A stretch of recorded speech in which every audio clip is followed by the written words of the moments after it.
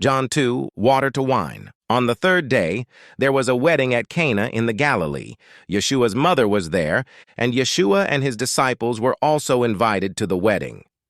When the wine ran out, Yeshua's mother said to him, "They don't have any wine." Yeshua said to her, "Woman, what does this have to do with you and me? My hour hasn't come yet." His mother said to the servants, "Do whatever he tells you." Now there were 6 stone jars, used for the Jewish ritual of purification, each holding 2 to 3 measures. Yeshua said to them, "Fill the jars with water." So they filled them up to the top. Then he said to them, "Take some water out and give it to the headwaiter." And they brought it. Now the headwaiter did not know where it had come from, but the servants who had drawn the water knew.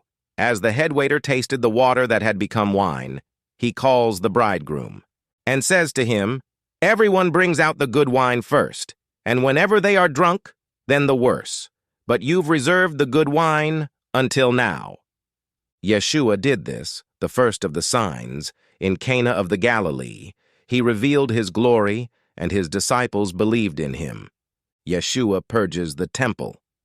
After this, Yeshua went down to Capernaum with his mother, brothers, and disciples, and they stayed there a few days. The Jewish feast of Passover was near, so Yeshua went up to Jerusalem. In the temple he found the merchants selling oxen, sheep, and doves, also the money changers sitting there. Then he made a whip of cords and drove them all out of the temple, both the sheep and oxen. He dumped out the coins of the money changers and overturned their tables. To those selling doves, he said, "Get these things out of here. Stop making my Father's house a marketplace." His disciples remembered that it is written, "Zeal for your house will consume me." The Judean leaders responded, "What sign do you show us, since you are doing these things?" "Destroy this temple," Yeshua answered them, "and in 3 days I will raise it up." The Judean leaders then said to him, 46 years this temple was being built, and you will raise it up in 3 days. But he was talking about the temple of his body.